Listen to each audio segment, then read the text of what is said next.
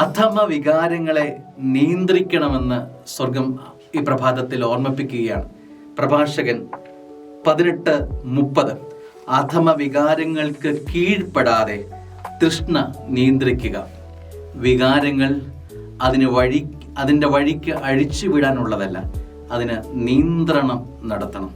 വികാരങ്ങൾ നിന്നെ നിയന്ത്രിക്കാൻ അനുവദിക്കരുത്. നീ നിന്റെ വികാരങ്ങളെ നിയന്ത്രിക്കുക. സ്നേഹമുള്ളവരെ, കടിഞ്ഞാണിട്ട് അതിനെ നിയന്ത്രിക്കുക.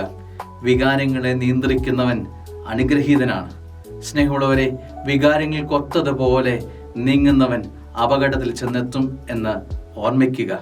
വികാരങ്ങളെ പരിശീലിക്കുക, വികാരങ്ങളെ പോളിഷ് ചെയ്യുക, വികാരങ്ങൾ നിന്റേതാക്കി മാറ്റുക. വികാരങ്ങൾ നല്ലതാണ്, അനുഗ്രഹമാണ്. ദൈവം അനുഗ്രഹിക്കട്ടെ. ആമേൻ.